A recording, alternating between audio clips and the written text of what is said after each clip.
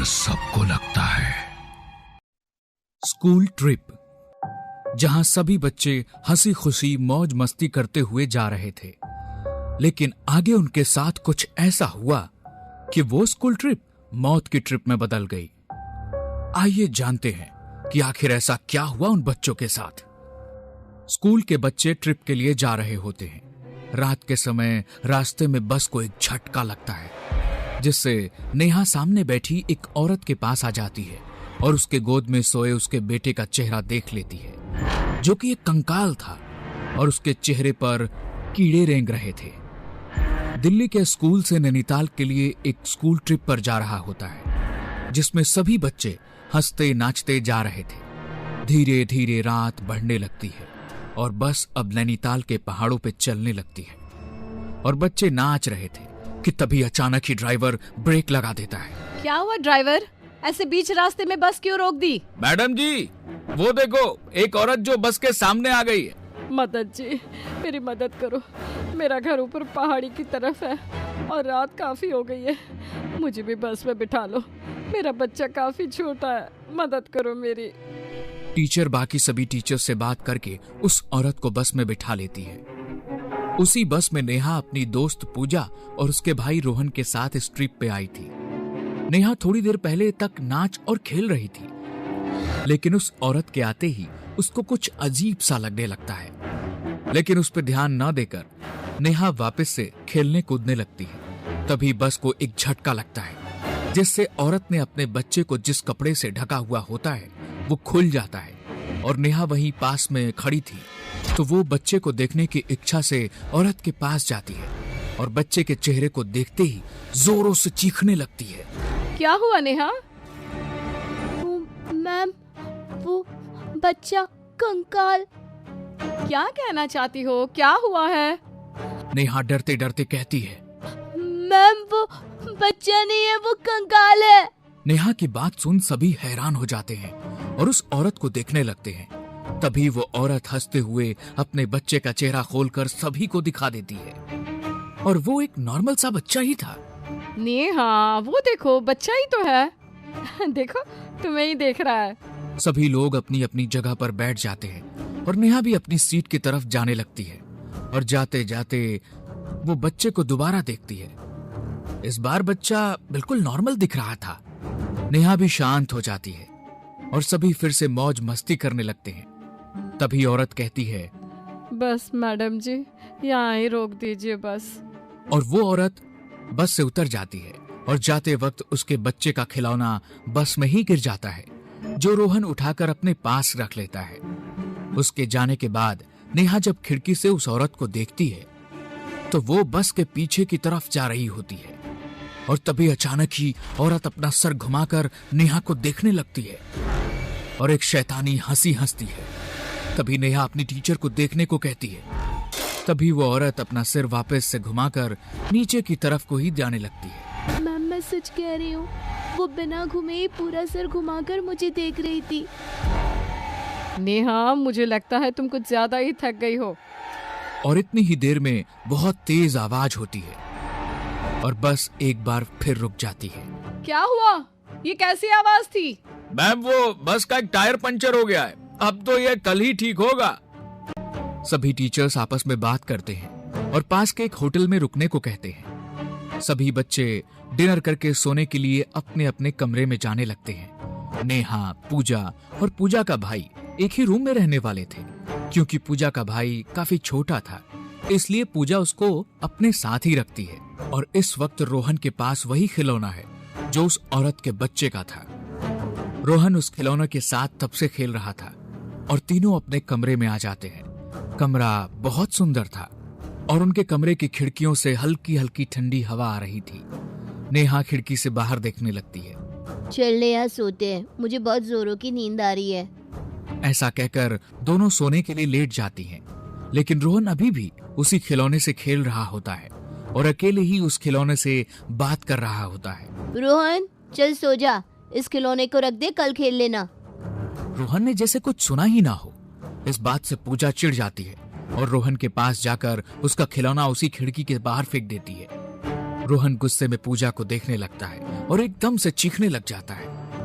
मेरा खिलौना दो, मेरा खिलौना दो, मेरा खिलौना दो। क्या हुआ इसको?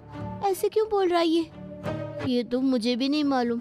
जब से यहाँ आया है तब से उसी खिलौने के पीछे पड़ा हुआ है। रोहन चुपचाप एक कोने में बैठा बैठा रोने लगता है। वो मेरा खिलौना था, वो मेरा था, वापस दो मुझे अब। रोहन चुपचाप आकर सो जा, बहुत हो गया तेरा ड्रामा। इतने में ही उनके रूम की लाइट बंद हो जाती है। चारों तरफ एकदम अंधेरा हो जाता है और तभी नेहा कहती है, पूजा लगता है लाइट चली गई है।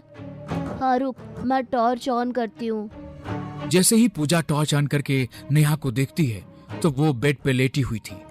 तभी वो रोहन को देखने जाती है, लेकिन रोहन वहाँ नहीं था। नेहा, रोहन यहाँ नहीं है। तो वो कहाँ गया? अभी तो यही था। तभी दोनों भागते हुए खिड़की के पास जाते हैं और उन्हें रोहन खिड़की से कूदकर जाते हुए दिखाई देता है। दोनों बिना कुछ सोचे रोहन के पीछे चल देती हैं। रोहन, कहाँ हो तुम? इधर आओ वरना टीचर से बहुत डांट पड़ेगी। कमरे में वापस चलो, अब मैं तुम्हें नहीं डांटूंगी। रोहन ने पहले तो ऐसा कभी नहीं किया, अचानक ऐसा क्या हो गया उसको?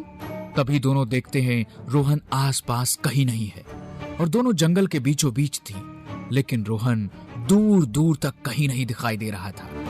तभी दोनों को रोहन की आवाज आती है और उसी डायरेक्शन में जाने लगती है। दोनों देखती हैं कि एक गड्ढे में से आवाज आ रही है। दोनों उस गड्ढे के पास जाती हैं और देखती हैं कि उसमें तो वही खिलौना पड़ा हुआ है जिससे रोहन खेल रहा था और उसी खिलौने से आवाज आने लगती है। दीदी बचाओ मुझे, यहाँ से निकालो मुझे यहाँ अकेले डर लग रहा है। ये तो वही खिलौना है ना, उस औरत के बच्चे के पास था। हाँ, जाते वक्त ये खिलौना रोहन ने उठा लिया था, लेकिन इस खिलौने से रोहन की आवाज कैसे आ रही है और रोहन है कहाँ? कुछ तो अजीब है यहाँ। तभी जोरदार चीख के साथ वो खिलौना गड्ढे में से गायब हो जाता है और ये देख दोनों वहाँ से भागने लगती है और भागते हुए वो एक घर के पास पहुँचती है। पूजा, इस घर में चलो, हमें इनसे मदद लेनी चाहिए। दोनों उस घर के अंदर जाती है। घर बिल्कुल वीरान पड़ा हुआ होता है। कोई है घर में? हमें मदद चाहिए। तभी उस घर में से वही औरत निकल कर आती है। क्या मदद चाहिए बच्चों? तुम यहाँ? हाँ, ये मेरा घर है। बोलो क्या चाहिए तुम्हें? मेरा भाई इन जंगलों में कहीं खो गया है, उसको ढूंढने में मदद चाहिए। मैं कहीं नहीं जा सकती, मेरा बच्चा घर पर अकेला है। तभी नेहा की नजर बच्चे के हाथ पे जाती है जिसके पास रोहन जैसा ही एक और खिलौना था। ये देख नेहा उस बच्चे के हाथ से वो खिलौना छीन लेती है। ये तुमने क्या किया? वापस दो जल्दी से, ये मेरे बेटे का है, तुम्हें इसकी सजा जरूर मिलेगी। ये खिलौना तो रोहन के पास भी था। कहाँ है रोहन? क्या किया है तुमने उसके साथ? तभी औरत की गोद में बच्चा रोने लगता है और वो बच्चा रोहन होता है जिसकी आंखें अब लाल लाल हो रखी थी।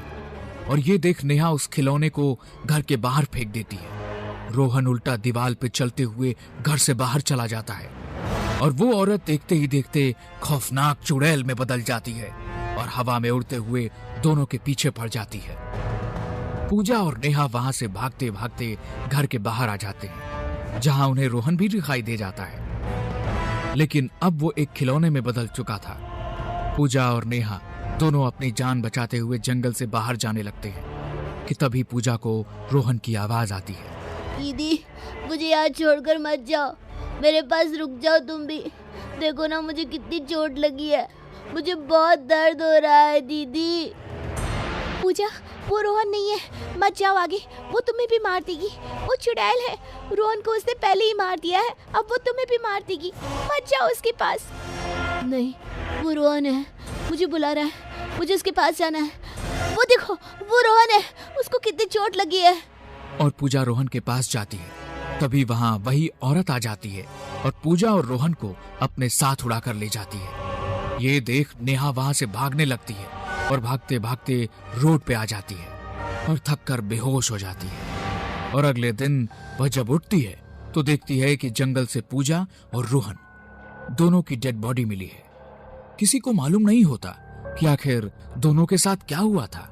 तभी उस गांव का एक आदमी कहता है कि यहाँ जंगल में एक औरत अपने बेटे के साथ रहा करती थी और एक दिन होटल बनाने के लिए कुछ लोग उसकी जमीन को कब्जे में करने के लिए गए और उसके मना करने पर उसके बेटे और उसको पहाड़ से फेंक कर मार दिया था। तब से उसकी आत्मा यहाँ पर आने वाले बच्चों को मार देती है और अपने साथ ले जाती है। अगर इस बारे में पहले पता होता तो शायद स्कूल वाले ट्रिप लेकर यहाँ नहीं आते और ना ही पूजा और रोहन की जान जाती। तभी नेहा देखती है रोहन का खिलौना उसकी लाश के पास है और उसकी आंखें चमक रही है।